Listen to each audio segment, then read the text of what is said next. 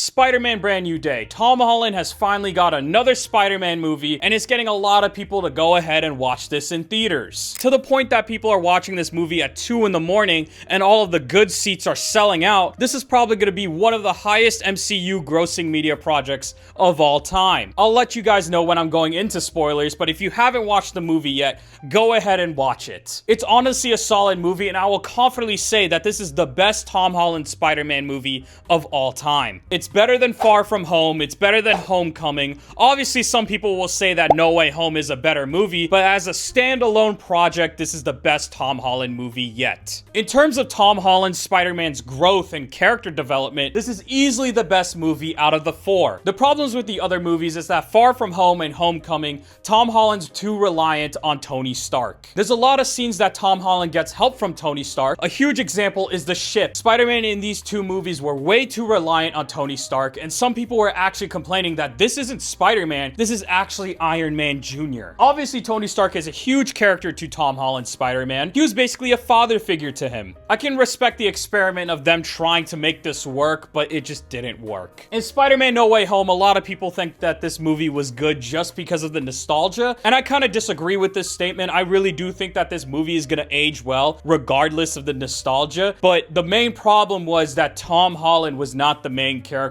because Toby and Andrew were there. Toby and Andrew were kind of taking the spotlight away from Tom Holland, so I kind of don't count this as a standalone Tom Holland movie. And now we are at Spider-Man Brand New Day, and I will give you my non-spoiler review first. The movie itself was good, and the plot for Spider-Man was there. Spider-Man goes through a lot of emotions and a lot of ups and downs, which people expect from a character like Spider-Man. He has to solve issues on his own. He doesn't rely on other people like Tony Stark. Obviously, he gets some help here and there, but it's not fully there. The antagonist for this movie was great, but I think the biggest problem that people have is that they were expecting that there was going to be multiple antagonists. In the trailer, you see Scorpion, you see Hulk, and you see a mysterious figure that is controlling minds and other people. That's a lot of villains that you have to focus on a 2-hour and 24-minute runtime, and obviously some villains are going to have more shine than others. The plot of this movie, though, was actually very interesting. It kind of reminded me of Thunderbolts,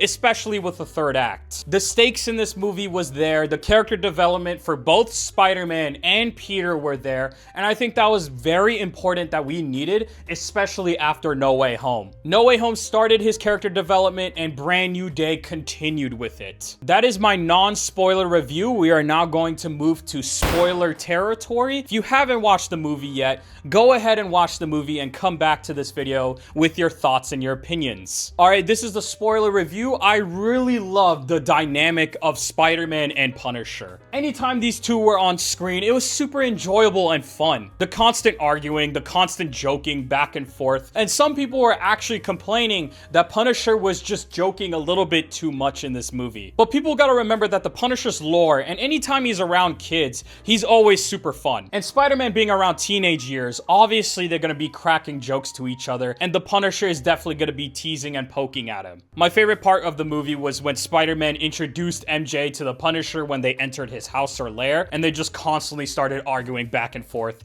in front of her. It was fucking hilarious. I really love their dynamic. I hope I see them more in Secret Wars or Doomsday. Even though I like their dynamic so much and I love the jokes that they were cracking, there was still one part of the movie that I absolutely hated, and that was when MJ and Spider-Man had that serious conversation in the Punisher's house. I'm fine with the humor in movies. I really like comedy, but there's some moments that you're not supposed to crack a joke. The MCU always kills something that is supposed to be sad or serious with some shitty joke or some one quip line. When MJ found out that Peter was Spider-Man and that she forgot all of her memories with him in the past, and Spider-Man finally confesses that he loved her, and then MJ says that she doesn't love him back, she's not the same person, they just ruined it with a one-line quip that is supposed to make the audience laugh.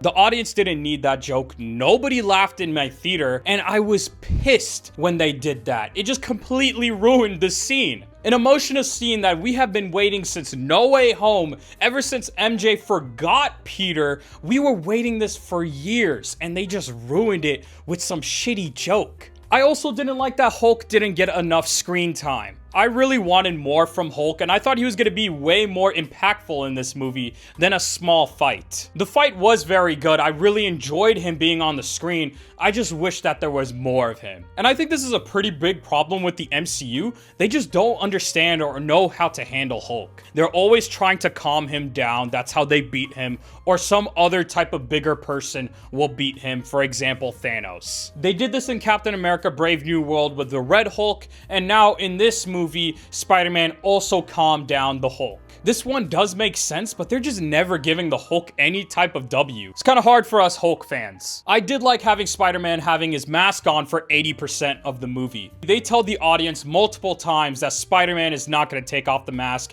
and the secret identity is important. I really like this. There was just too many times in the previous movies of him taking off the mask, showing off his secret identity like he didn't care. But now in this movie, he wasn't even willing to show MJ his face until MJ called him out that he is Peter. And finally, the biggest problem that this movie had was that the trailers showed way too much. The trailers basically showed off the entire movie. There's a lot of people complaining online and Twitter saying that if you just watched these trailers, you would have gotten the gist of the entire movie. I just don't understand why companies are showing so much in these trailers. If the companies are not going to fix this issue, us, the audience, should just not watch the second or third trailer. One trailer is enough. And the antagonist, Jean Grey, I thought was great. She's trying to find her sister, and some people actually think she's irredeemable and shouldn't have lived after what she did in the movie. She literally aura farmed, got a civilian to go into oncoming traffic and get hit by a car. The only thing I can really say about that is that a lot of X-Men characters and mutants had really bad pasts of doing terrible things, but I think it's fine just to make the plot continue. I know it's hypocritical, but I really think that this movie would have been boring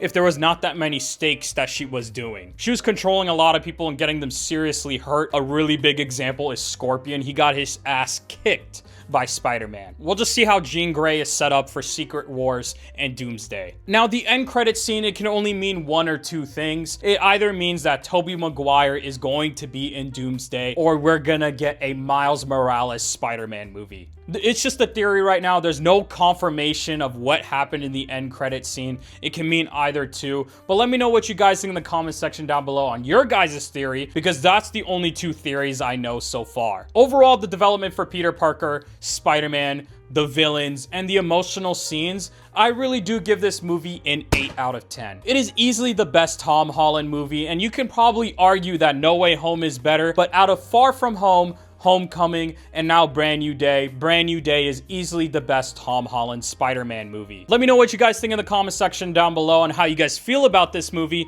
and are you guys excited for Doomsday and Secret War? I'll catch you guys in the next one.